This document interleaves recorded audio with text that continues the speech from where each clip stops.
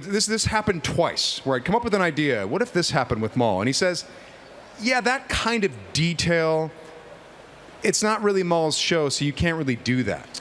So we're doing those types of things because this is Maul's show. The Force of Others, a Star Wars podcast.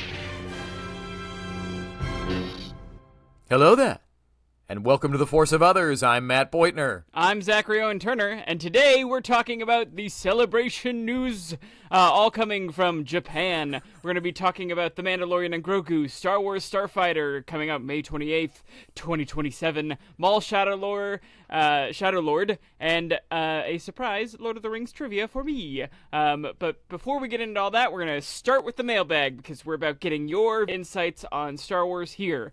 So question from Mark Beutner. If Kyber crystals followed the Legends material in canon, would Rey be better fitted with a purple lightsaber? Who else do you think should or would have a different lightsaber color? Matt, do you want to go over the crystal meanings from the EU? Yeah, so again, this is mostly Legends. In Legends, sometimes they'd get really, really granular about stuff, and things would get really, really particular with their meanings. And so we're going to break some of that down super quick to then talk about what my little brother was asking about. But blue would generally mean like bravery, justice, and protection of the Jedi. Green was usually harmony, wisdom, and like force connection. Yellow was guardianship and protection. And like it was like Jedi. It was the Jedi Sentinel color. So the people that balance combat skills and force exploration. Red was always Sith, always has been, always will be. Power, aggression, dark side, yada yada. And then purple was kind of red and blue combined, right? It's borderline gray Jedi. Yeah. You know. But, and then you can also get into, like, silver and orange, but those weren't as clearly defined as having meanings, because orange was kind of another gray Jedi one. Silver was, like, just almost purity, right? Kind of what, like, white is in canon. Yeah. But, going through all of that, to me, I don't think Rey would be better suited with a purple lightsaber, because at the end of Rise of Skywalker, she's not, like, going off of the Legends stuff. Yeah. She's not balancing red and blue. She would still be yellow. Guardianship, protection, and exploration. Yeah. Because at the end of that movie, she's like the only Jedi that we know of in that time period. And so it's time to be a guardian, protector, and explorer. Yeah. But what about you? Yeah, so I see where Mark is coming from for the purple, because she does use, like, you know, she has the lightning bit, and, you know, there is some for, like, dark side stuff. But I would agree with you that I think she, at the end, would have yellow. Maybe purple in the middle, if it's like the Ninth Jedi, if you watch, I just rewatched that this week, but where the lightsaber changes based off of your mood. If it was like that, maybe we'd get purple in the middle of the movie and then back to yellow. But I think at the end, building her own lightsaber, that yellow does fit her. I think we should have, if we were going on based on the old EU, we should have seen a lot more yellow in the prequels as well. Like maybe a Ki-Adi-Mundi would have a yellow, or like, you know. Yeah. Well, but that was the thing with Legends, is that George was like, whatever. Good guys get blue and green, bad guys get red. That's it. And the guards, they can have yellow. Yeah, and that might have been people begging George, like, can they get yellow, please, on Clone Wars? Yeah. But yeah, and as for who I think should or would have a different lightsaber color, the only one that I can think of that I could argue for being different or having going off of this interpretation, I think Finn is full on blue lightsaber. Bravery, justice, protection. That's Finn. Yeah. Who knows if we're ever going to see Boyega in Star Wars again, or if we're ever going to see him get a lightsaber. But that strikes me as full on blue. Yeah. So do you have anybody else that you would change outside of what you already said? Not really. No. Cool. Well, okay. Thanks for the question, Mark. If you have questions that you want to ask us about literally anything having to do with Star Wars, send those to forcefeathersradio@gmail.com. But in the meantime, Zach, how was your real-life week, and how did Star Wars find you this week? Yeah, Star Wars found me a ton. It was a great week. I had a birthday, so I am 1 year older and a little bit grayer. But yeah, no, it was a good week. Yesterday I had a really great day. Just bopping around the city, and we went to a comic book store and had some, Asian noodles at one of my favorite places that literally will burn your mouth off, and open up all of your sinuses. It's called Xian Noodles. They are a franchise, so if you want some spicy noodles, check them out. Highly recommend. But yeah, bought some Lorcana cards because we've been getting into that, and then we came home, had some cake, and watched 2 of Star Wars Visions because I was excited to see them announce that we're gonna, spoilers, we're getting more Star Wars Visions. So we watched The Ninth Jedi and The Duel because Kai had never seen them, and then we rewatched Attack of the Clones in preparation for Revenge of the Sith. And I have not seen Attack of the Clones in, I think, 6 years, 5 years. It is my least watched Star Wars film. So there were even things that I was like, I have no recollection of this place. So it was cool. It's interesting after doing our rewatch of Episode 3 to see Episode 2, which only came out a few years before it, but there is such a big difference in quality of the CGI, even the makeup and the people. There's so many more blink and you'll miss it, random aliens in the background, which was really fun as on a rewatch. I was like, oh my gosh, look at all these aliens, there's so many. And yeah, just it really doubled down on the fact that I think if we had just shown Anakin some love and compassion and some hugging and, just hey, your mom died, that really sucks. Why don't we talk about it? That we might not have gotten Darkseid. But also, that movie does, I think, a better job of setting up his fall than Episode 3. There's so many moments where he's like, I want to be the best Jedi ever. I want to have all of the power, and there's moments where he's like, when his mom dies, he's like, I'm never going to let that happen again. I will be so strong that I can stop people from dying. There are so many threads that it sets up that, having not watched it in so many years, I was like, oh, this movie's better than I gave it credit for.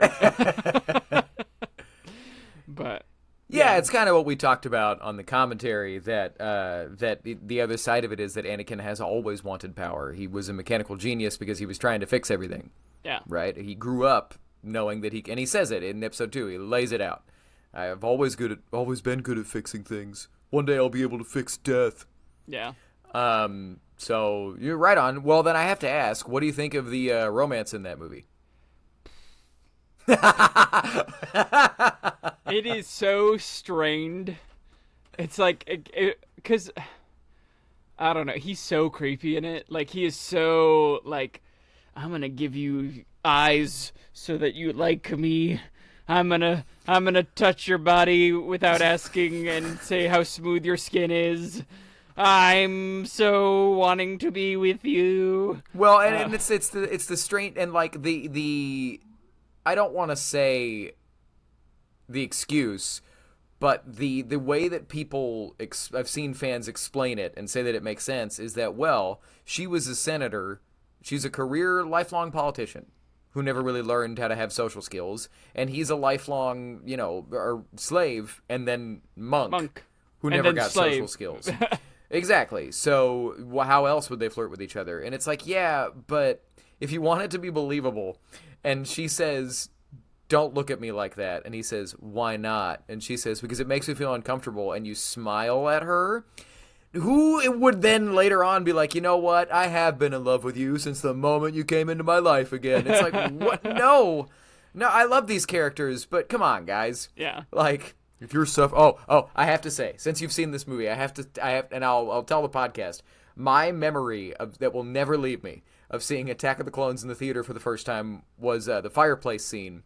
and Hayden Christensen goes, "If you're suffering as much as I am, please tell me." And a guy 4 rows in front of me goes, "We are!" And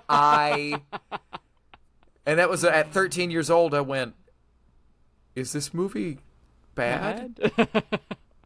I like a lot of Attack of the Clones, but I will never forget that moment. It was at the time I was very confused and concerned, but not looking back, that's just hilarious. Yeah. So we'll have to do a commentary track on that one because it is my least favorite of the movies. Oh, it's coming. And I got a lot to say about it. So. Oh, yeah. We got to find someone. I make it sound like it's difficult, but if you love Attack of the Clones, let us know. If it is your favorite Star Wars movie. Absolutely, because I want to have you on the show, and we are not gonna clown on you. No, we're gonna I debate still with love you. the movie. It's still Star Wars. I still love it. It just, of the things that I love, it's my least favorite. Yeah. But the last way that Star Wars found me is I got some of our merch. So I used some birthday money to buy our washed hat, acid washed hat, and the embroidery turned out great, and some shirts as well. So posted it on the Instagram story. But yeah, we got merch. If you want it, that's cool. If you don't, that's also cool. But I wanted it, so I made it, and I like it, and it's really good quality. But Matt, how was your week? Sorry. It was, and you're good. It was good. I'm gonna put the link to the merch shop in at the top of the description below this video or this podcast.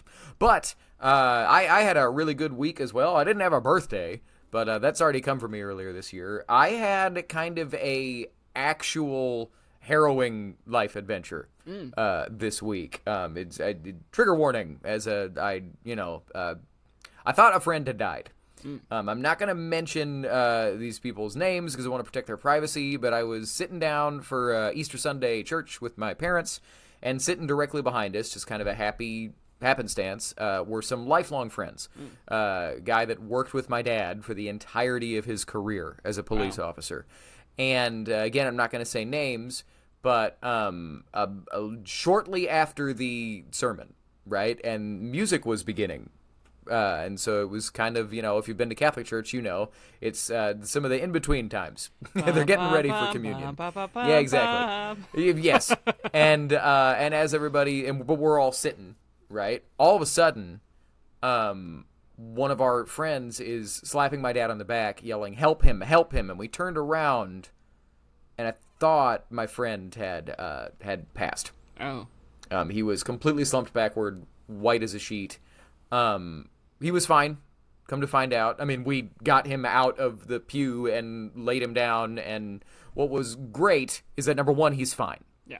Apparently, his family, there's a heart condition where every now and then the heart just takes a break, and you pass out. Yeah, not great, but very, very scary. But what was really, really wonderful was in seconds, there were like 8 people that were some level of medical professional. Wow. Like a gal comes running over, a pediatrician, in her Sunday best, but was instantly checking vitals and just giving orders. And, my dad, former cop, picked up his friend and laid him down. And, what was funny that he joked about, and I joked about later, my dad has a thing where if he stands up too quickly, he passes out, right? And so when he stood up, there was a moment where I was like, are we going to have 2... old former cops pass out and drop in the middle of Catholic Church? This is gonna be bad. But anyway, so all that to say, it was an actual harrowing life adventure. Yeah. But a whole community of people came together to make sure my friend was okay, and he is okay. All is well. I'm not gonna name names. I want to protect their privacy, but send out vibes to these friends of mine. Prayers, vibes in the Force, whatever you believe in or what have you. And but very, very thankful to say that they're okay. Yeah. But that being said, the way that Star Wars found me was through all of the stuff from Star Wars Celebration 2025. Sidebar: 100,000 people, around 100,000 people from 125 different countries attended, which is weird, Zach, because I thought Star Wars was dead. Which is weird, Matt, because where was our invitation to go? Oh, well, I should say, even content creators, they didn't get invited. But Star Wars found me through all the news, and also memories from the first Star Wars Celebration in May of 1999 that I attended. And if you want to talk about being willing to make fun of yourself, I'm going to put the picture up right now that Zach can see of me at 10 years old. I weighed about the same amount that I do right now, but I was quite a bit shorter. I was a happy little portly young man and standing next to an X-Wing pilot, and we got other pictures that I'll put below. We got very, very close to Anthony Daniels at one point. Cool. Star Wars Celebration 1999 was about, if I remember right, and I was 10, it was about an eighth of the size of this one, and it was in Denver, Colorado, mostly outdoors, and it rained the entire weekend. Wow. But to my 10-year-old self, it was a dream come true. And I got a real quick funny story before we move on to all the news that we got from this year's celebration. But have I talked about how Dad and I snuck into a panel?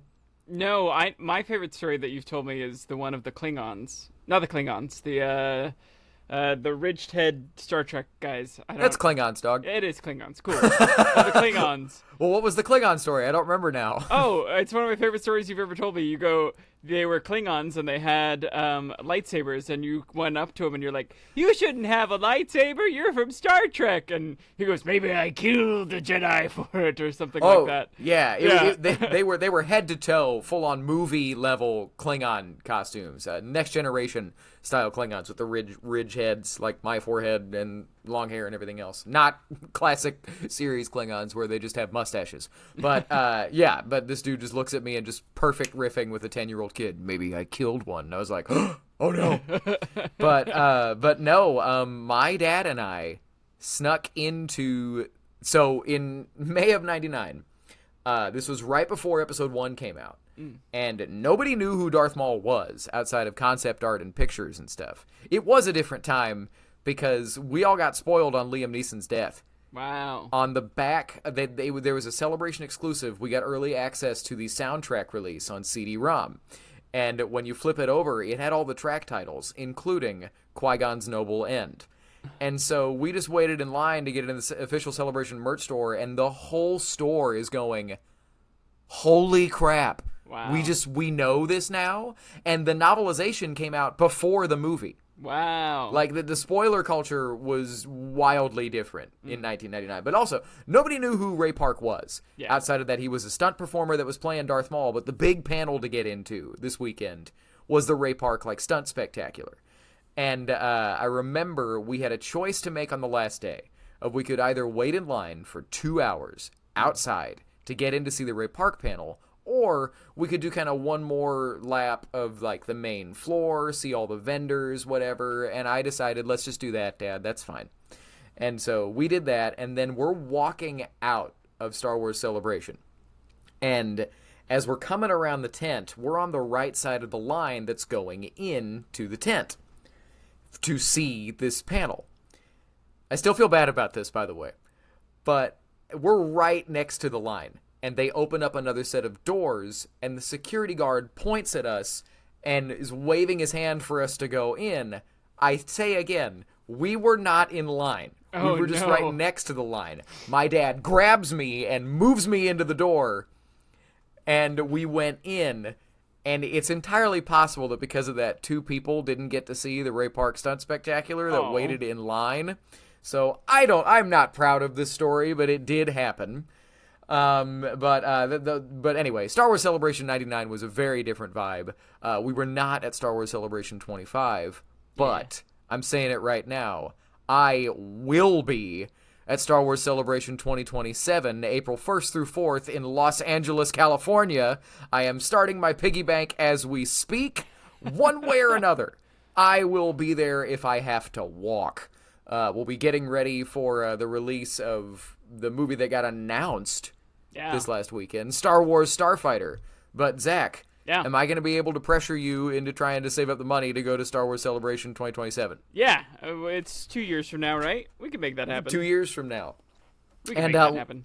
There we go. And last caveat, or last sidebar, if you're feeling left out of Star Wars Celebration, dear listener, and I guess if you're in North Texas, Rebel ScumCon is coming up very, very soon, August 8th through 10th in Frisco, Texas. You can look it up. Just Google Rebel ScumCon.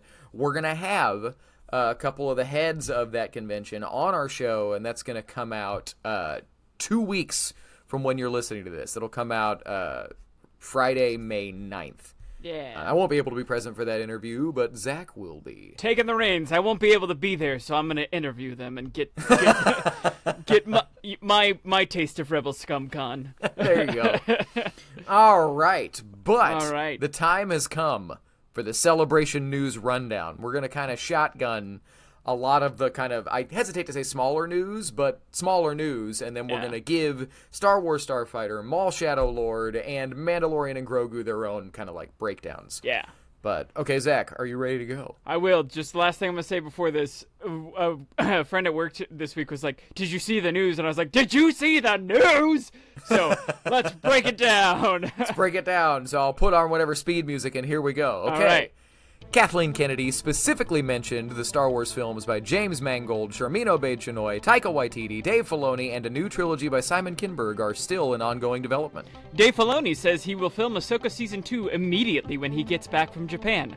Rory McCann has officially been cast as Baylan Skoll after the passing of Ray Stevenson. Rest in peace. Filoni also says Season 2 will feature the Mortis gods, and more Ezra, Zeb, Hera, and Chopper as Thrawn and Admiral Akbar will have a major naval battle against each other. The new Vader novel, Master of Evil, shows Darth Vader wanting the Sith powers Palpatine promised in Episode 3, and it fills in the gaps from Charles Soule's Vader run. Star Wars Outlaws has a new DLC, Pirate's Fortune, which got a new trailer and features Hondo Ohnaka.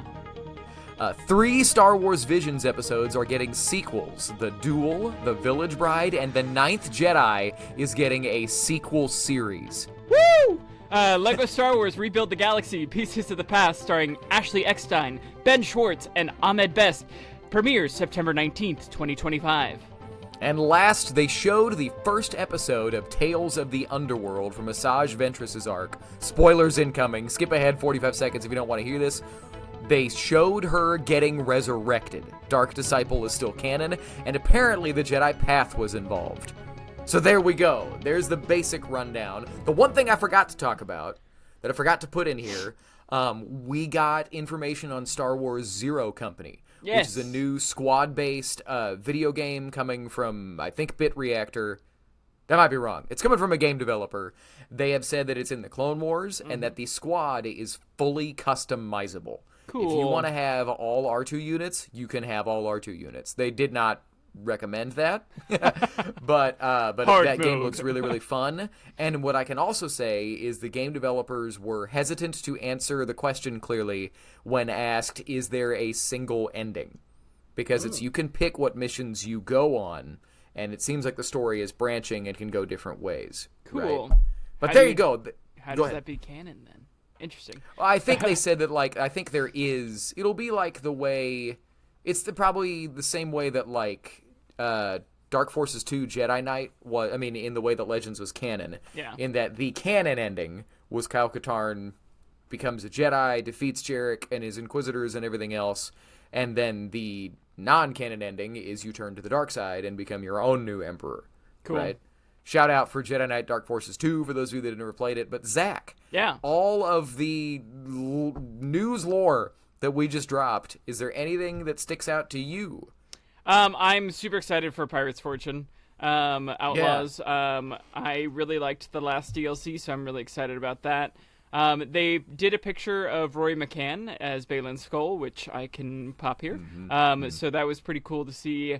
I like that they kind of kept him same but different. You know, it's like, cool, we're not going to make his beard gray, but, you know, like, you know, it's similar vibes. Admiral Akbar is exciting. I'm excited about the Masters of Evil. And I'm real excited about the next 3 things we're going to talk about. But I'm most excited that, spoilers, if you skipped before, skip another 10, 15 seconds, that Asajj Ventress is getting resurrected, and that book is canon because I love that book. So Yeah. We'll talk about that more in great detail after we've seen Tales of the Underworld. Comes out May 4th. But I was very, very thrilled to see that. That is a good novel, and that it's being honored makes me happy because they didn't have to do that. But yeah, there was something else I wanted to talk about. I was very pleased to see Kennedy come out front and mention Yes. that Mangold, Sharmino Bechinoid, Waititi, all those movies are still being made. It's interesting, though, that at the last celebration 2 years ago, those 3 movies were what was announced as coming up next. And I've seen people get kind of, grumpy and mad about it, that now all of a sudden we're going to talk about it in a minute, the Ryan Gosling, Sean Levy movie has jumped to the front of the line. But again, I think people underestimate how hard it is to make movies. And how hard it is to tie down somebody like Ryan Gosling.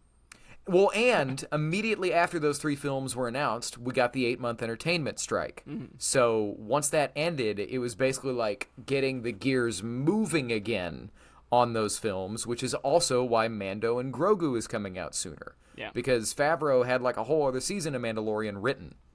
And I guarantee you, the conversation was, well, can you turn it into a movie? Because we need to get something back in theaters, and you're the farthest along. He's like, yeah, I wrote like IPs. 4 filler episodes, so I guess I could probably just cut those. Shots fired. Shots fired. Mando season 1 and 2.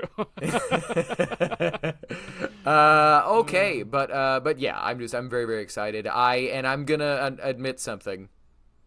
I don't know that they gave a date that the Visions Volume 3 and the Ninth Jedi comes out. It's later this year, but I haven't seen the Ninth Jedi. You haven't seen the Ninth Jedi? I know. It's 20 minutes. Go watch it right now. We're stopping the podcast. I'm not going to stop the podcast. I will watch it. I mean, tonight, literally on April 22nd, I've got Star Wars to watch tonight because 3 episodes of Andor are dropping.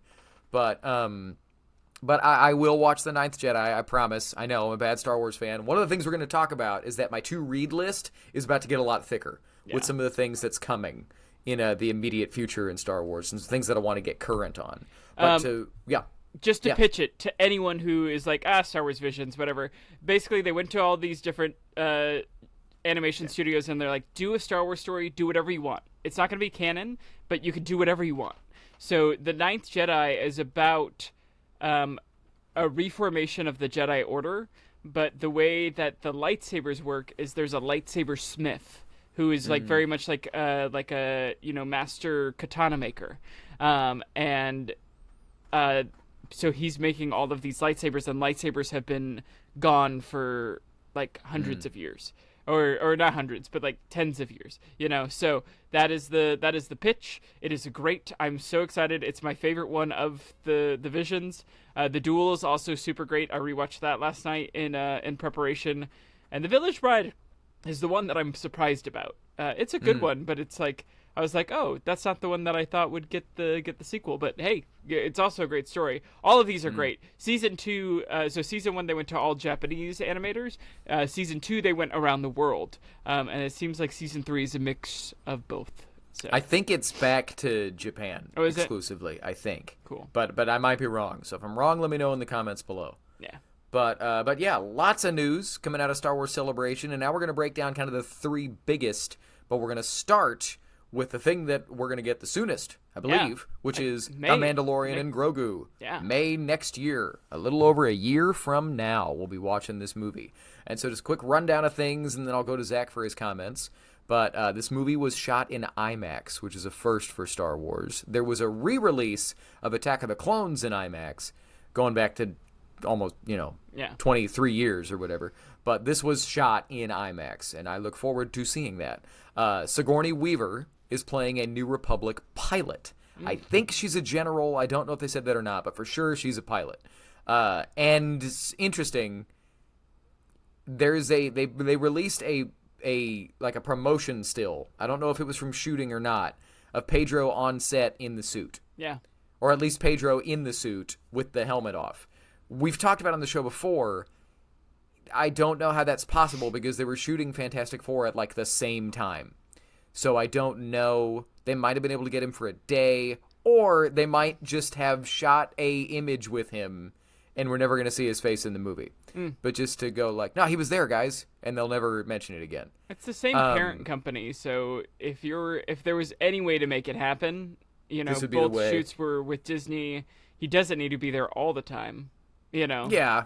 I'm curious. Pedro, and this reeks of like, can you wish upon a check? But many, many times, Pedro calls the flick one of the best adventure films we've ever seen, particularly since the original Star Wars movies. But you can watch all the interviews from Celebration. He kept saying it's legitimately one of the best adventure films I've ever seen. We got a still, so we have not seen the trailer. I have seen the trailer. I should say we watched like screen recordings. Yeah. From another content creator that I don't want to name who it was in case they would get in trouble, but friend of the podcast, and then we both watched. But at the end of it, you saw a swole gladiator version of Rada the Hutt. And then the other big thing that was in the trailer, there's a Mando one-shot fighting inside an AT-AT or AT-AT, depending on your preference. And it's a pretty cool sequence. But there's kind of the rundown on the biggest news that we got from Mandalorian and Grogu. Zach, what are your takeaways? Yeah. So having seen a screen grab of the trailer or like a pirated version, I'm very pleasantly surprised with Sigourney Weaver. I didn't expect her to be. I don't know. It was just not what I was expecting her to be. But I kind of like that she's this like kind of down to earth, rebel pilot. Just like a really grounded character, which I thought she might be a little bit more fantastical. But either way, she was going to be a great character because she's a great actress. But it was not what I was expecting, and I was like, oh, that's cool. I like that Pedro was at least on set for a bit. If he's going to be getting that check, then he better be. Gladiator Rada the Hutt is hilarious. I don't think we've ever seen a swole. Have we? Okay. Not in live on film, action. yeah. Or cartoons, but Gracchus, and then there was one from War of the Bounty Hunters whose name I don't remember. Oh, but that's right. That's right. Yeah. And yeah, that little bit of the trailer was cool. That one shot was pretty cool. I liked it a lot, and I did not know I needed to see AT-ATs again. But it made me happy. I know it's completely just nostalgia bait, but I was like, cool, AT-ATs in the snow again. I don't know why they're on the snow again. They could be on any other planet, but guess these are really good for the snow. Blow up that camel. Blow up that camel. That's gonna be I'll bring that back. Yeah. I'm stoked. I do want to comment on. I've seen it said at several places online that almost kind of like Solo style discourse, Solo a Star Wars story, where people are like, but do we need this? Is this Why not? necessary? Exactly, man. Like you could argue there's something to be said for this isn't going to move the franchise forward. It's not going to challenge Star Wars. It's not going to. I don't even think Thrawn's going to be in this thing, right? This is not going to move us closer I think to he will Filoni's be shared at the universe end. movie. Maybe At the very end. Well, Filoni has said that he hasn't finished or even really necessarily started formally writing his movie because he hasn't finished writing Ahsoka Season 2. But him and Favreau are in ongoing conversations, and he's like, yeah, once his movie's done and Ahsoka's done, then I can really know where it's going. Or he's like, I know where it's going, but I don't have the details yet because we're all still making these things. Yeah. I don't expect The Mandalorian and Grogu to tie in a whole bunch to the wider story. But Favreau has said this is a movie budget movie. They were able to build big sets. They were able to do big things. They were able to make this story bigger than like these characters have been before, and literally and figuratively because IMAX. But I'm stoked for this. Yeah. I think it's okay for Star Wars to be fun. I do wish that they would change the release date because it comes out like I think within 2 weeks of Avengers. I think they're going to move Avengers. I think that's more likely. This movie's done. They just announced that they're like filming now Yeah. for some of the Avengers stuff, and I'm like, how do you get that done with all the CGI? You know, I think they're gonna move Avengers. Question to you, Matt: what do you think this movie's gonna be about? And the only argument I could see is what character growth or what growth are we gonna get on the characters? Like, what do you think the point of the movie is if it's not gonna tie into Thrawn? Well, I mean, with the way they have set up Mando and Grogu, the biggest emotional thing that they could do is have them separate, which we have already seen. Yeah. And then they came back together again on somebody else's show. 2 months later. Well, a year later in real world time, and apparently 2 years later in canon time, because Favreau was like, well, Grogu trained with Luke Skywalker for 2 years. But anyway, whatever.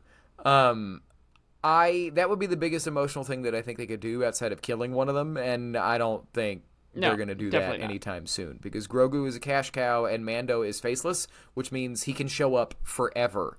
Pedro can be voicing him until you're 90, to quote Deadpool.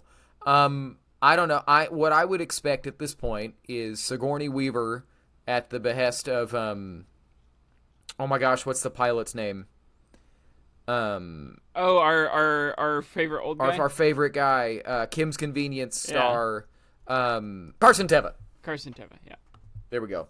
At the behest of Carson Teva, whether he shows up as a cameo or his name dropped, Mando gets hired by Sigourney Weaver to go on a New Republic mission, and he'll end up crossing paths with some Imperial Remnant stuff and stop them from doing things, and it'll also tie into Rot of the Hutt. Or Rot of the Hutt is a beginning of the movie, like, joke bit, and Mando has to have a gladiator fight with a Hutt. Right? I think that's more likely. Yeah. Yeah. But because or it's the other way. Do you think we see more of the cloning stuff from season 1 and season 2? I bet we get a little bit of that. I honestly don't, because of the way season 3 tied all that up in a bow, in a very ham-fisted, cheesy bow for me. Because everything that we saw and that we have seen in The Mandalorian got explained away by Moff Gideon going, I have created an army of clones of myself, and they will have the Force.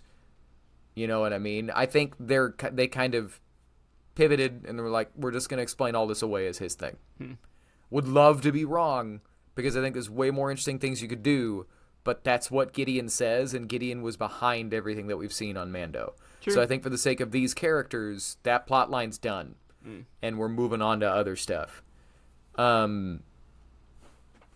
But I don't know, that's my take. But I'm excited for it to be a fun, put a bunch of popcorn in my face movie time. Yeah. Well, speaking of New Republic starfighters, we got Star Wars Starfighter coming out May 28th, 2027. There have been rumors about this movie and what it's going to be and who is going to be involved, but now we have it official. Ryan Gosling has officially been cast in the lead. He came out on stage. He was wearing a hat that says, "Never tell me the odds."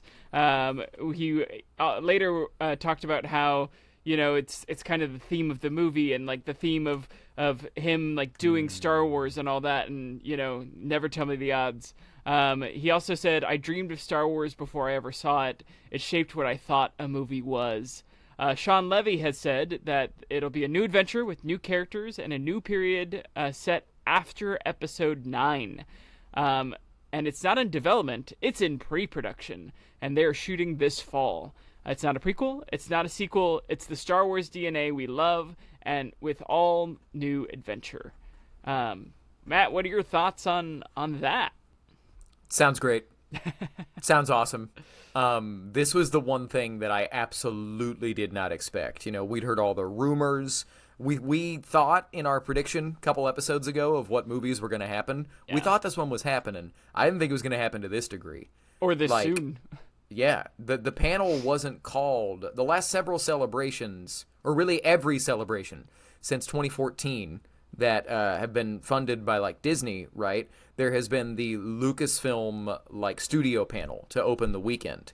and they would talk about whatever the new movie was, but also all the other things they have coming. This wasn't that. This was the Mandalorian and Grogu panel. But it opened with Kennedy name-dropping all the movies that we talked about at the beginning, and then saying, but there is something we're ready to announce right now as happening, and Sean Levy walked out on stage. Yeah. And then he said, and I also want you to meet the star, and Ryan Gosling walked out on stage. So this is happening. They're shooting in probably within the next 6 months. They're gonna start rolling camera. Yeah. I'm excited. It's kind of funny. Similar to Mando and Grogu, I do not expect this to challenge Star Wars in any way. I expect this to be, until we hear differently, Star Wars Top Gun. Yeah.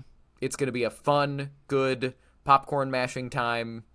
That's actually what's interesting, why these two movies are for sure happening, and the Dawn of the Jedi, Rey movie, and Dave Filoni movies are still a ways away. Those are all things that will challenge the core of Star Wars, and I say challenge, they're taking bigger swings. Yeah. Right? These are things that are blasters and spaceships. Right? Not to say that there won't be more heart to it than that. Sean Levy always has heart in his projects, but these are happy, fun, good times. Yeah, I mean, if you take Real Steel and throw it into Star Wars, I'm happy.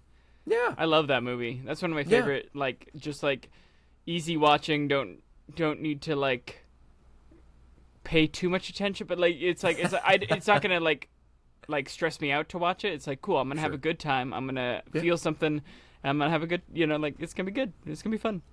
Yeah, and I think that's fine. I think there's space for all of that in our Star Wars. We're getting Andor season 2 today. Yeah, we're getting plenty of challenging, deep, intellectual stuff. It's okay to have some popcorn fun. Yeah. Question for you: do you think this movie means the complete shut the door on Rogue Squadron? It definitely points that way, because in a world and an entertainment landscape that your projects need to be distinct, I don't really see a version of Rogue Squadron coming out anytime soon. Yeah. If we're 2 years away from this movie hitting theaters, I don't know that Rogue Squadron's ever going to happen. Yeah, I think so too. Right.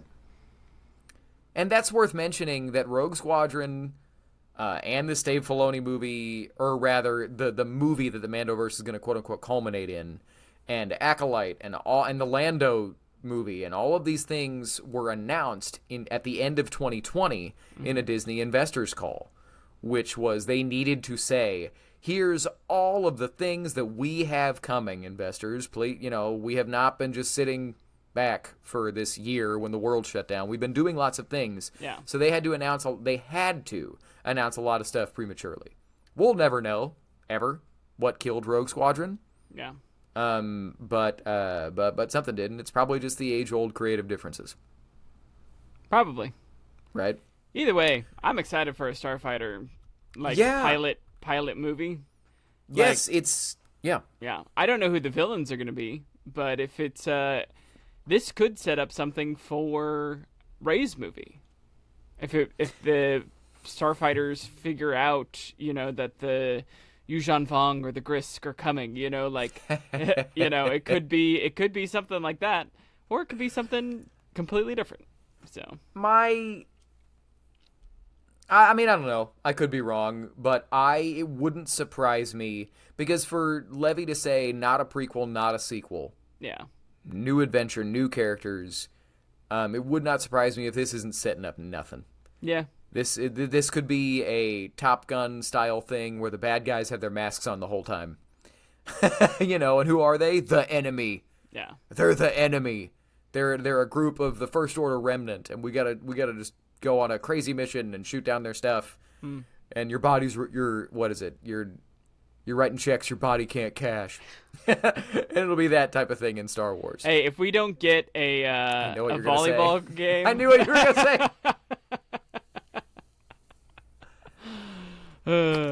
Whatever. But we make fun of it, but I think this is gonna be a harmless, fun, good time. Yeah.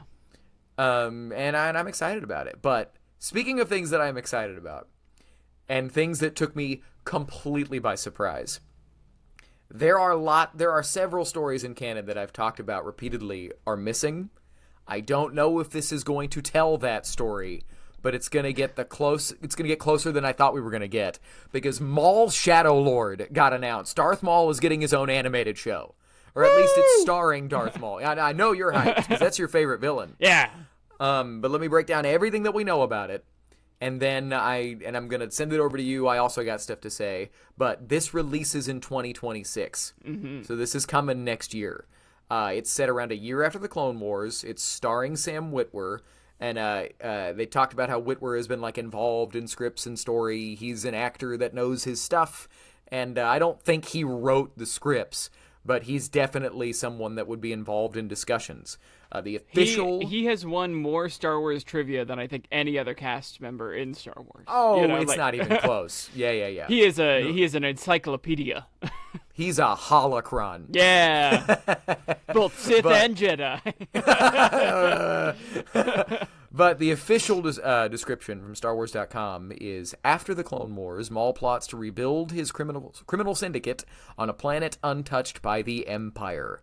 So, Zach, before I say anything else, and I've got my own novel about this to say, or do you want me to break down the trailer before? Break down the trailer. So, this one I've seen a very, very, very grainy version of. But just little things. Maul fighting Marok, or Morok from Ahsoka, who's the masked inquisitor that turned to dust when Ahsoka stabbed him. And Maul having a vision of a red-skinned, Force-sensitive Twi'lek child, and then training them, and it looks like this is a Darth Talon situation. Oh, yeah. And I've got a bunch of things to say about that, but Zach, go ahead. Yeah, first of all, woo! So excited about this one. I agree. This is always a thing that I wanted to see, and there's so much you can do with this show. Like, you can go all the way up to Solo, you could do the events of Solo, and then continue all the way to Old Master. This could be a multiple season, like, Bad Batch, like, at least 3 season type thing. And if it isn't, I'm gonna be mad. I don't know how they're going to do Darth Talon. I'm excited for it. I don't know what happens to her if she is not in the original trilogy or in Solo or in the sequel trilogy. It's like, what is the what? You know, but I'm here for it. I'm here that you at least give a nod to it, you know. If we don't see Talon get the tattoos, like, that's going to totally be a scene, you know, like, that's going to be a great scene. Probably in season 2 or season 3 when they're not a child. But yeah, no, I'm here for it. I'm here for any Darth Maul I can get. I think Sam Witwer is great as Darth Maul. I don't care what anyone says. I am here for it. I want more of it. Give it to me now. I want it yesterday. Give it to me. Yeah, you mentioned it. I have seen people complaining about how, like, do we really need more Darth Maul? And it's like, yeah, you can say that we get oversaturated with certain characters, but at the end of the day, there is a huge missing piece in his story.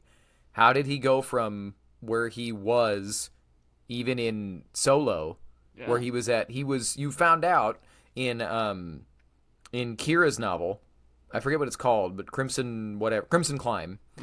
He's not the head of Crimson Dawn. He's the head of the criminal underworld at that point. Yeah. He is guarding all the doors. He is holding all the keys. He's the guy.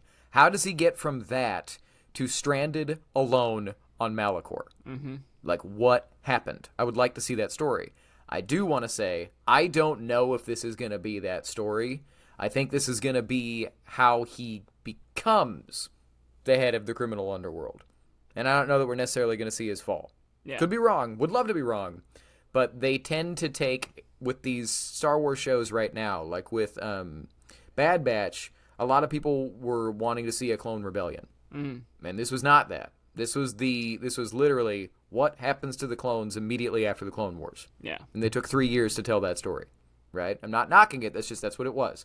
Wouldn't surprise me if this is what happened to Darth Maul immediately after the Clone Wars, you know, or ish. I do think it's interesting that they're, in my prediction for the next Star Wars live action show, I mentioned the fall of Maul Looks like this is the rise of Maul. But I also mentioned that there was going to need to be, in Star Wars fashion, a young protagonist this is their point of view. Could be Talon. Could be. But the show's called Maul SHADOWLORD. This is the first animated show to have a character name in the title. So that sounds like there will be, I can only imagine the discourse now. If it's called Maul SHADOWLORD and it ends up the Darth Talon show. But we should also mention this Darth Talon of it all. Yeah. If you don't know, Darth Talon is a very scantily clad, red and black tattooed Twi'lek from way back in Legends continuity, from the Legacy comics in 2006, right? And those comics are set over 100 years after the original trilogy, and she's just a Sith apprentice. Sidebar: I haven't read those comics, but there's a kind of a famous story that goes around the internet from time to time that there was some kind of action figure / statue presentation at Lucasfilm, and George Lucas literally walked into the room, saw what they were doing, and walked over, grabbed a Talon statue, grabbed a Maul statue, put them next to each other, and said, "They're friends." And they were like, "Well, George," and this is true, like, I'm not making something up, this happened. And they looked at me, they're like, "Well, they can't actually, because there's been like almost 200 years between them." He goes, "I don't care, they're friends," and walked away. And then it comes out years later that one of the ideas that George had in his drafts for his sequels, were that the villains were Maul and his apprentice Darth Talon. Yeah. And I think it's as simple as he saw the design, saw that she was modeled after the tattoos of Darth Maul, and went, "Great, love it. Yeah. He's got an apprentice. I don't care when she was." In continuity, this is what I want to do. And then Sam Witwer talked about in his interview at Celebration that, and he said it in a silly way, but that there have been ideas from George that him and Filoni had talked about and figured out, and some of those ideas are coming into this series. So everybody's kind of running with that this is going to be Filoni's take, or on that George idea. Yeah. That Darth Talon's going to be reinterpreted as Darth Maul. I also want to say, I sincerely hope that she is not so sexualized and scantily 100%. Yeah. Because it's one of the more uncomfortable. It's needless. It's needless. Grotesque. It's just needless. Not grotesque. Fan service. It's type of fan service that's dumb. It's like, okay, can she put some clothes on, please? Yeah. But I'll say it now. You're gonna see the worst people online complaining that she has clothes on. But that's all I'm gonna say. But Zach, other things to say about Maul SHADOWLORD? No, I'm excited about it. I didn't know it was coming. I didn't know I wanted it. I knew I wanted it, but no, I'm so here for it. I think it'll be very interesting to see how he stays under the radar of the Empire for that long. Especially knowing that Sidious was like, "I have plans for you," at the end of one of the Mandalorian arcs in the Clone Wars. So it's interesting. He, as Sam Witwer said, or it's either Witwer or Freddie Prinze Jr. that says he's Sisyphus. So yes. Pushing up the rock's got to fall down. Pushing up the rock, the rock's got to fall down. So it's like, this is pushing up the rock. How is it also going to fall down? Yeah. Well, and I have, the only other thing is a lot of people were curious, where's Kira? Right? Well, she's not around yet. But in the in the comics that are set between Empire and Jedi, that came out in the last several years, she's the head of Crimson Dawn at the time, and she kind of talks about how, like, she kind of, like, led the coup that depowered Maul. Yeah, right? But we're not there yet. But if it shows his fall... Oh, she'll have to come in, for sure. But what I'm saying right now, and it'll light the internet on fire, it wouldn't surprise me if they're like, Darth Talon led the coup to take him down, and that's what we're going to say. I don't know if they'll do that. I'm just saying it wouldn't, that would be... I was very, very surprised by the spoiler that we talked about earlier, because like we said last week, what's on screen is what rules. Is canon. That's what's canon. And everything else is canon until it's not. Mm-hmm. And that happens in movies. They retconned Poe Dameron's origin completely. Yeah. He was not a Spice Runner. He was a career New Republic pilot and stuff. And then JJ was like, well, we want to make him like Han Solo. And so they said, nah, he was a smuggler before he was this. And it's like, so then they had to write a damage control novel of how he was actually a Spice Runner when he was like 14 years old. And it's like, okay. Yeah. But anyway, you got anything else to say about... Oh, I forgot to say. I do have one other thing, but do you have anything else about Maul SHADOWLORD? No, but give it to me Well, now. so I had a to-read pile for myself that was growing of things I want to get current on before they come out. Before Mando and Grogu comes out, and before Ahsoka Season 2, I'm going to reread the original Thrawn trilogy. Oh, cool. Because it's probably going to be Ahsoka Season 2 that's going to reference that or be pulled from that, especially if we're going to get this big naval battle between Akbar and Thrawn. But the other thing that Filoni said about Ahsoka Season 2, and you mentioned it in the rundown, is that the Mortis gods are going to feature heavily. Which really makes me think that they're going to do canon Abeloth. Which really makes me want to read the entire Fate of the Jedi book series, which is a feat, but that's where Abeloth comes from. And I would like to know the original history of the character more than just the Wikipedia article. Yeah. So that's a lot of books that I'm wanting to read. But then also, now that they're going to bring in canon Darth Talon, I feel like I need to do my due diligence and read the Legacy comics. Comics are quick. Comics are quick. And I don't even know if she does much of anything interesting, but I'll say it right now, I am gonna read the original Thrawn trilogy, Fate of the Jedi, and the Legacy comics before these things happen, which means I might look a little harebrained and crazy and might fall behind on some of the more current publishing stuff. But I haven't even read the High Republic anyway, so what difference does this make? Cool. But you'll be getting some random book reviews from me. I'm over halfway through, what is it? It's Mask in my of book Fear. right now. There you go. Yeah. I'm reading that as we speak, but I'm going to be peppering in some Legends as well over the next little bit, and maybe we'll convince Zach to read some stuff. I'm reading Mask of Fear right now, too. I'm ahead of you. But yeah, I know, but what about, like, the original Thrawn trilogy? Maybe. Probably. There's so much coming out.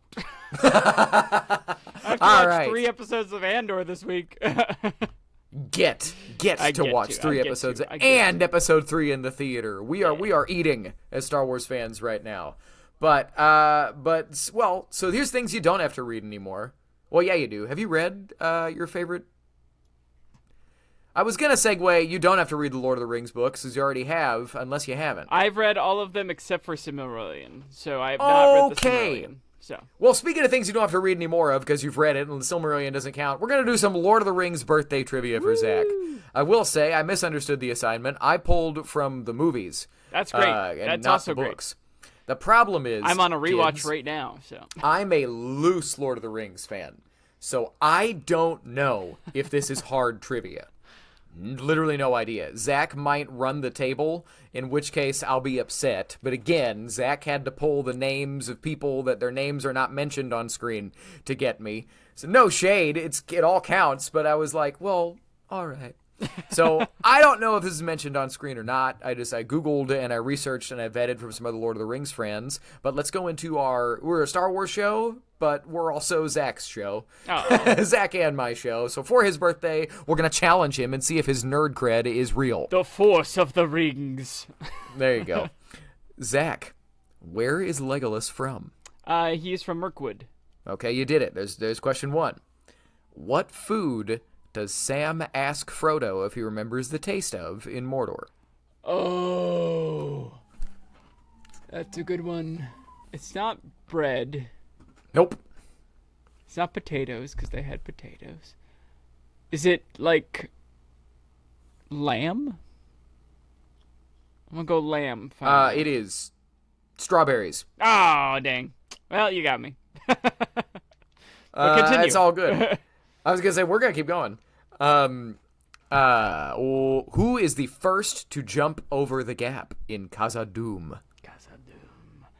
It is Legolas, I believe, because You're then right. he grabs everybody, because he's lighter than everyone. That's why he stands on top of the snow.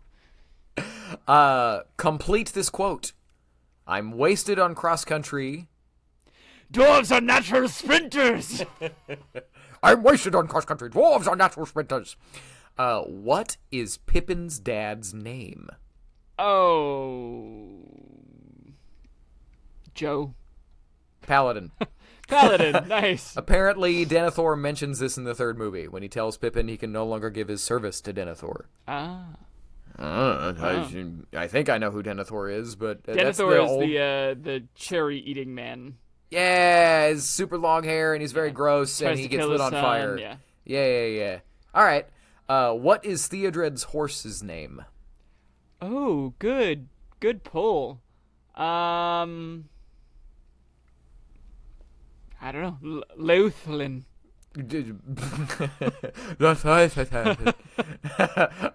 Brego. B-R-E-G-O. Oh, yeah. Or Brego, I don't know. Yep. What is the name of the Uruk-hai lieutenant that kills Boromir? Man, I promise I'm a fan of this series. I just don't have the encyclopedic knowledge. Oh, you are my Uruk-hai. You wear my symbol. I don't know.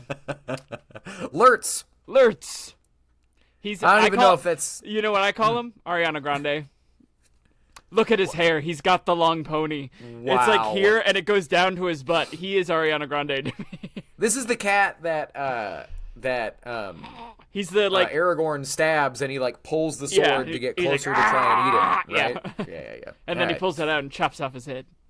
All right, well, last question. What is a meeting of the Ents called? An Entmoot.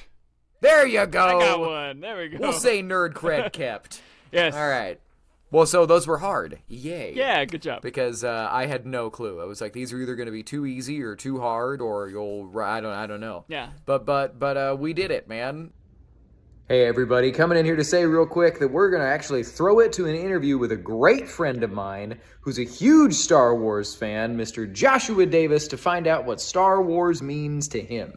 All right, and we have entered the Interview Cantina with a great friend of mine that I don't get to see anymore, former theater colleague, and the only person to ever call me his Jedi Master on stage in a theater show. People from all over this galaxy, let's give a warm welcome to Joshua Davis. How are you, man? I'm so excited. I'm good. I'm great. Yes. So, I don't know, because we're recording this way back on April 9th. It might be a while before it's in the show. I don't know what all intro I'm going to do for this, but you are someone that, if I remember right, I basically infected with Star Wars. You did, yeah. It was actually my second trial with Star Wars was me watching it with you. The first time I watched it, I was like, absolutely not. And then we sat down and watched it, and I got the bug. Yes. But there we go. So we tripped into this first question. But where were you when you first saw Star Wars, and what's your first Star Wars memory? I vividly remember flipping through the channels. I was probably 12, and I flipped onto which one? Attack of the Clones. It was right when the Jedi popped up. Windu was stopping Dooku, and this green squid thing is running across the field with a light sword. And I'm like, what the crap is this garbage? And I sit there and watch the entire thing. And I was like, I'm intrigued. And I go back and watch it from the beginning, and I fall asleep, and I said, it's not for me. It's not for me. And then years later, I revisit it with you, and we watch Phantom Menace, and my mind is blown. Yes, I don't remember those conversations. That had to be 2017, 2018? 2017. Man. 2017. That's right, because Last Jedi came out, and I remember, I do remember, not to, dunk on you or anything, but I remember Last Jedi came out and you watched it and you were like, I have to wait 2 years to see the next movie. And I was like, you just got to watch 40 years of material in a week. That's how good it is, though. That's exactly how good it is, though. My gosh, yes. I'm not sure if you remember this, but after we watched the first couple of movies, after everyone, we'd have like a 2-hour debriefing of each and every movie. That sounds like something I would do. Yeah. That was at a different time in both of our careers. Oh, my We had a goodness. lot more time than we do now. A lot more time. But okay, so in these 8 years or so that you have become a Star Wars fan, who is your favorite Star Wars hero? I'm going to have to lay on my sword and probably say Ahsoka Tano. Nice. Ahsoka Tano. Love that. Easily Ahsoka Tano. Without any Love debate, that. actually, unapologetically, Ahsoka Tano. Yeah, Ahsoka Tano. Amen. Okay, yeah, go in, take your stand. Why is Ahsoka the best? Immediately the second she appeared in Clone Wars, I was like, who is this feisty, snippy, pun intended, character, and why am I drawn into everything that she's doing and saying? And as Clone Wars go on, and then Ahsoka comes out, and we get, season 6 and 7, it's just like this character arc and this dedication and this person and this drive is like, oh, I just, yeah, Ahsoka Tano, man. There's no debate with that one. I love that. I love that answer. That's my co-host's favorite hero as well, and he felt the exact same way. He was like, it's not even close. He's the best. Okay, so there must always be balance in the Force. There has to be balance. So who's your favorite villain? Darth Maul all the way. Yeah! Darth Maul all the way. 110% Darth Maul. You cannot have a conversation about villains in Star Wars without Darth Maul. You just simply cannot have a conversation. This man is insane. Absolutely insane. And rightfully so. Mm-hmm. And rightfully so. What else about him makes you love him so much?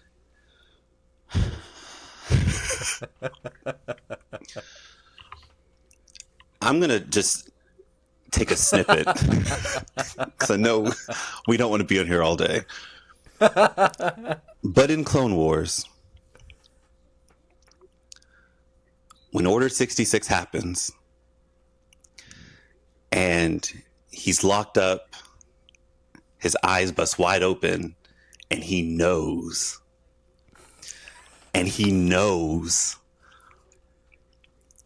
That one moment summarizes his past, the present, and the future of everything. And it's a villain that you root for. It's someone that you kind of want him to get his way. And it's awful for him to get his way. But it's like, he's been through a lot. I mean, he's been severed in half. He's had spider legs for a while. This man's been through a lot. So, it's... But no, man, Darth Maul he's kind of tied in with, that whole Clone Wars era, kind of has his hand in almost everything, kind of behind the scenes, kind of working the war or Mandalore, like everything. Like he's involved with a lot, and you love to hate him and you hate to love him. Right on. It's a fantastic answer. Hey. Frame that answer up on the wall somewhere.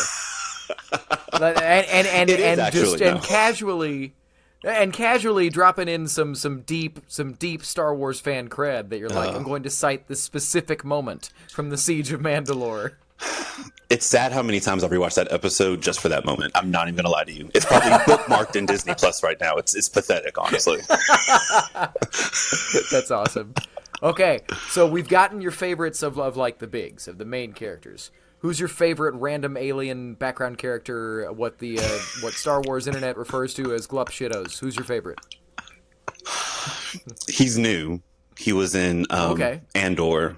Is gonna be Vetch.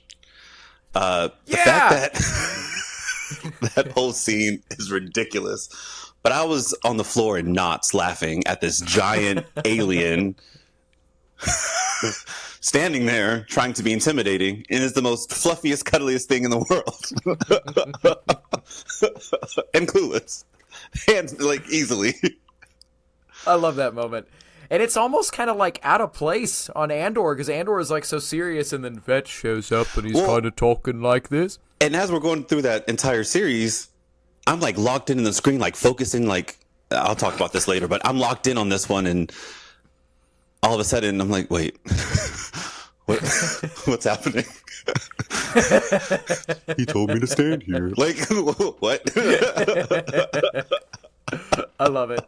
We love Vetch. All right, I think I know the answer to this question, or at least I think I remember what your answer was years ago. But if you had a lightsaber, what color would it be? I don't remember my answer then. I'm not sure if it's changed, but it would be We'll find out. brick red. Oh man, It would be I think brick red. that's what it was. Yeah, it would be brick red. Joshua, Yeah. are you trying to tell me that you'd be a Sith Lord? Unfortunately, Master, I'm so sorry, but I got really bad news. A lot has happened in the past 6, 7, 8 years. I'm basically emotionally unstable enough to turn red. Yeah, Well, that's what happens when you're a theater teacher. that's exactly. All of our students that are watching, I'm sure. Okay, anyway, but no. So what They draws know. you to a red saber? Oh, they know. I've had to come to a consensus with myself. And anytime I watch Revenge of the Sith, I'm watching Clone Wars, I'm watching The Mandalorian, I'm sitting here and I'm questioning everything the Jedi do. And I don't think I'd be like Barriss Offee, running around. I'm not that crazy. But the lightsaber is red. The lightsaber is red. It may be in between like pink and red, but it's definitely not blue or green.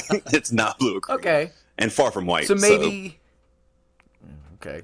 So maybe like the Balin skull Shin Hati. Yeah. Ooh, yeah. Yeah, I think about that. Yeah, I like that. Nice. Okay. All right. So Joshua, if you could have a Star Wars tattoo, what would it be? So I just got one. No, I'm kidding. It would. I was excited. I was like, oh, cool. It would have to be. It'd have to be something Darth Maul related. It would have to be like a silhouette, a quote.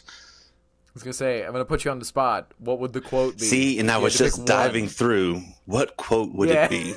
That's tough. We'll have to revisit that one. There's like 8 lines flying through my head right now. Cool. Okay. So, and we're diving straight into like kind of like the personal stuff. Oh God. But with you specifically, what does Star Wars mean to you? Absolute joy and excitement. Absolute joy and excitement. I think to me, there are two mindsets when you're watching Star Wars. There's the fun, forget everything, enjoy the ride, buckle up, you're going to have a great time. And then there's a time you just lock in and you're going on an adventure. Yeah. And to me, either one of those, no matter what it is always going to be a great time. I don't think I've ever sat through anything and I was like, I just wasted my time. I just wasted 30 minutes. I just wasted 24 minutes of my life. I just wasted an hour of my life. It's always going to be something. And I think throughout all the franchises and everything that I watch, Star Wars is just one that easily has rewatch value. If I'm having a rough day, if I need to figure something out, I turn on an episode of Clone Wars, ends up being 3 seasons of Clone Wars. But it's always just something that honestly centers me, and something I even know that I needed in the first 21, 22 years of my life. But joy and excitement, pure joy and excitement. It's a fantastic answer. I love that answer. Well, I got so excited because we're having so much fun talking to you. I skipped a question. Oh, shoot. I forgot. What is your favorite Star Wars story? Oh, God. My favorite Star Wars story. I'm going to pick one, but I'm going to branch out randomly into others. If I have to keep it concrete, my favorite story is going to be the entire character arc of Luke Skywalker. The entire, from start to finish, Luke Skywalker. Cool. But then you have Anakin Skywalker, who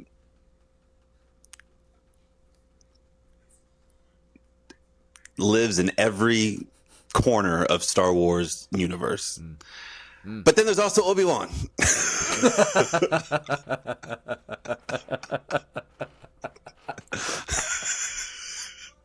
And I'm going to end it there because I can go on all day. But I would have to say at the end of the day, it would have to be Luke Skywalker. Well, so then I have to ask the question.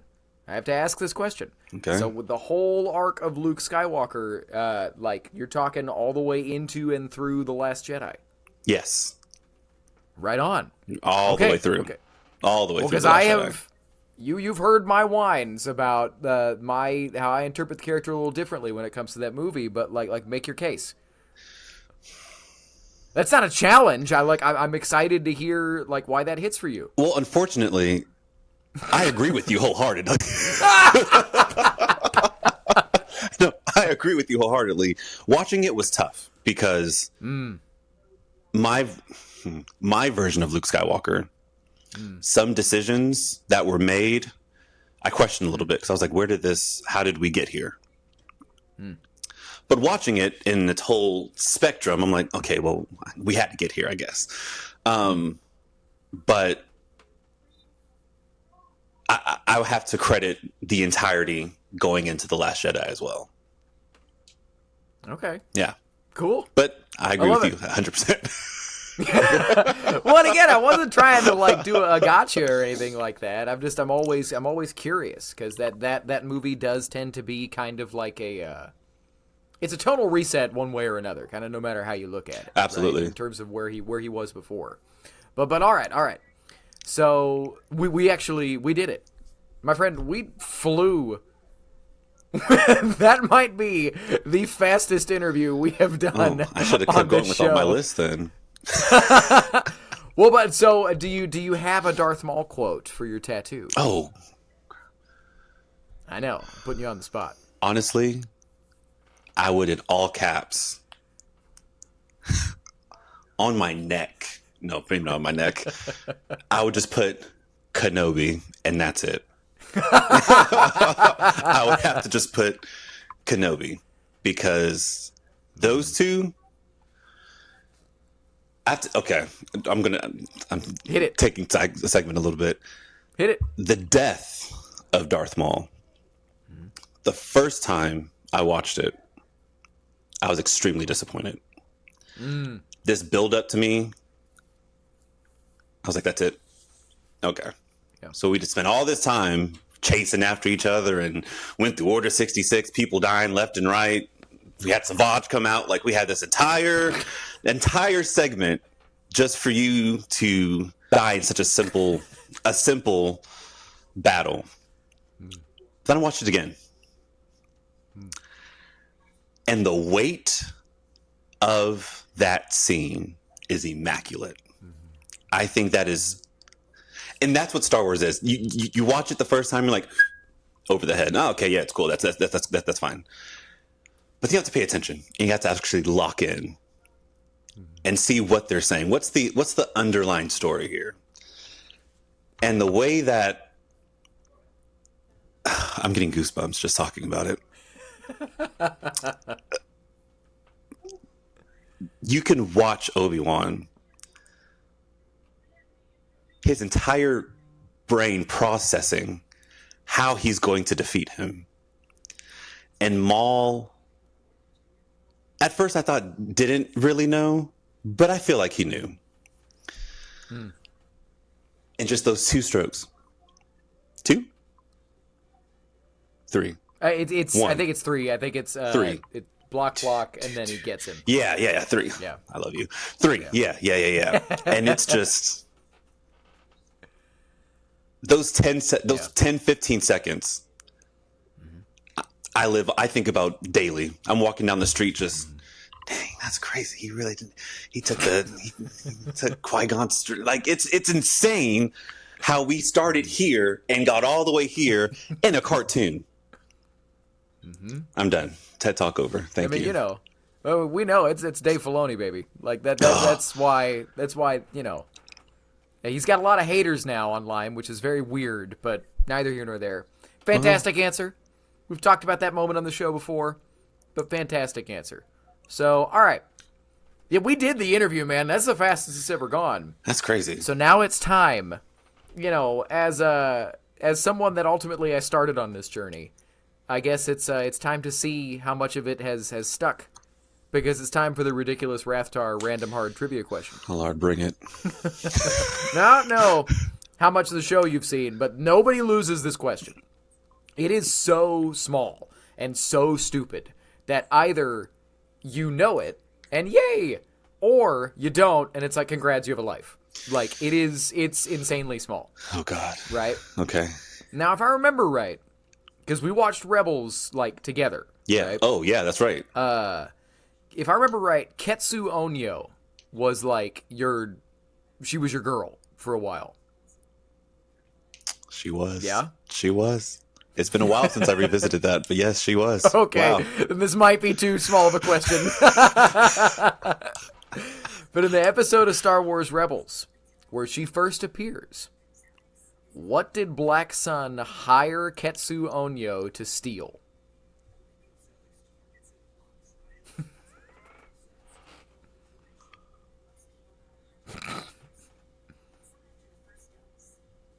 To be fair, I had to look this up. I was like, that's what I'm going to ask. Dang. You're good. Yeah, it's tiny. You're good. It's just, I had to look it up. I'm not going to lie. I have no idea. Yeah. She stole, they hired her to steal a Gonk droid that ended up carrying Rebel stuff. Yeah, like I said, this is preposterous. That's okay. I'm about to go back and watch this entire series just because you said that. I've not touched Rebels in a while. But that's okay. So the ridiculous Rathtar random hard trivia question has come and gone, and now it's time for a fun, silly, stupid game. So we're gonna play This or That Sith edition. Well, I'll give you a choice. It's either we'll go Sith edition or movies edition, where it's like, I name this or this, and then the one that you like, that stays, and then it's getting challenged by others until that one that you like stays, and then that's getting challenged. You see what I'm saying? That's a hard one. Let's do...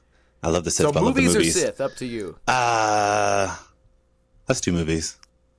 Okay, Let's some do movies. So they're in a random order. Okay. All right. So starting off first, our first matchup: The Phantom Menace or A New Hope.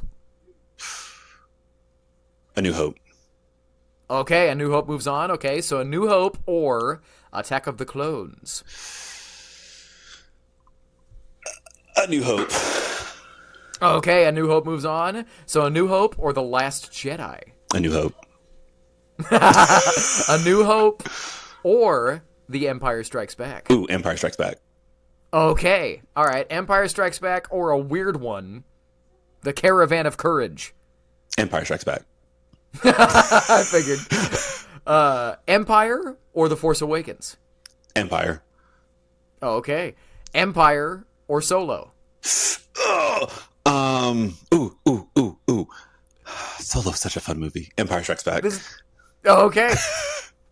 Empire or Rogue One. Rogue One. Okay. Rogue One. All right. Rogue One moves on. Rogue One or The Rise of Skywalker. Rogue One. Okay. Rogue One or Revenge of the Sith.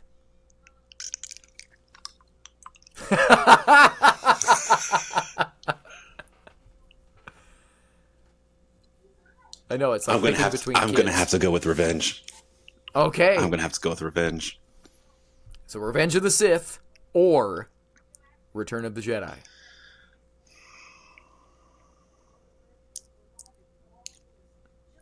Return of the Jedi. Wow. I'm gonna have to, yeah, Return of the Jedi. Whew. Okay.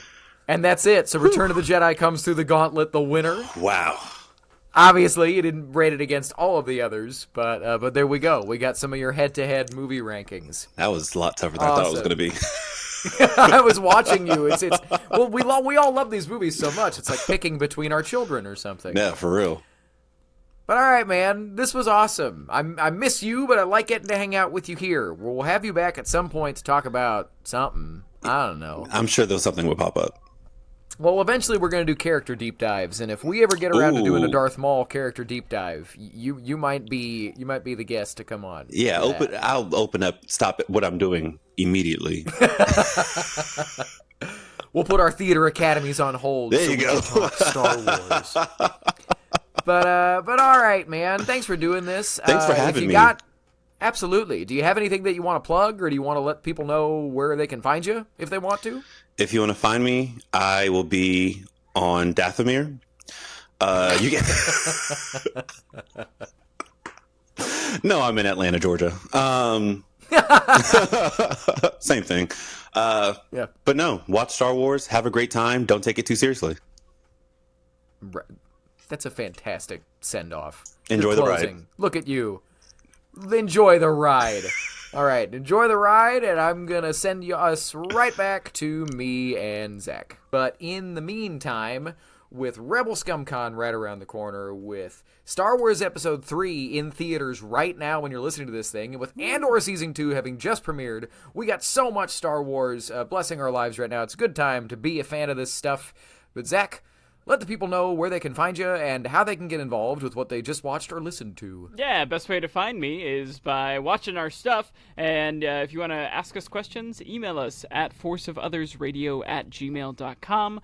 We will at least have one question per episode, so give us some discussions to talk about, and maybe we'll have you on the show as well. But other ways to get you can comment on the videos. We're always there answering, responding. But yeah, Matt, where can they find you? All the same places, and reach out to us on Twitter, Instagram. Zach and I kind of bounce around on all those. Just we want to talk to you. We want to hear your hot takes, Yeah, and your cold takes, and just your takes.